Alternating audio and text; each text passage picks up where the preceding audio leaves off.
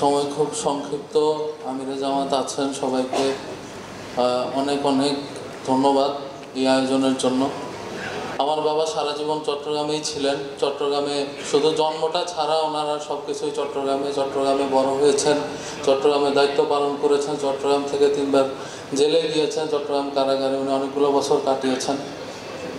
এবং আমার আব্বা তার সারাটা জীবন তিনি এই দিনের কাজে ব্যয় করেছেন, দিনের জন্য উৎসর্গ করে দিয়েছেন।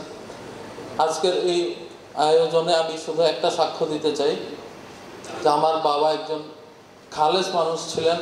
আমার জীবনে আমি আমার বাবার মতো ক্রুসিয়াল সম্পন্ন মানুষ খুব কম দেখেছি। তিনি তার জীবনে কোনো কাজ ক্রেডিটের জন্য করেন নাই, কখনো কোনো অনুষ্ঠানে গিয়ে ছবি তোলার চেষ্টা করেন নাই, কখনো কোনো জায়গায় নিজেকে বড় করে দেখানোর চেষ্টা করেন নাই।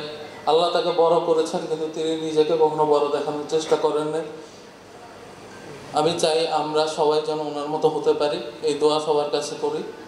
এবং যেহেতু উনি চট্টগ্রামে সারা জীবন কাটিয়েছেন, চট্টগ্রামে আপনাদের সাথে কাজ করেছেন, এই ময়দানে কাজ করেছেন, এখানে কাজ করতে গিয়ে তার কোনো আচরণে, তার কোনো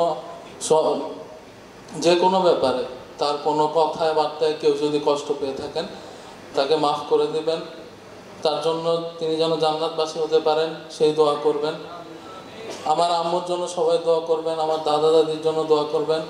এই সংগঠনকে উনি সময় দিয়েছেন, এই দিনকে সময় দিয়েছেন, এবং এই কারণেই আমার মা কিংবা আমার দাদা দাদি ওনাদেরকে খুব কমই সময় দিতে পেরেছেন।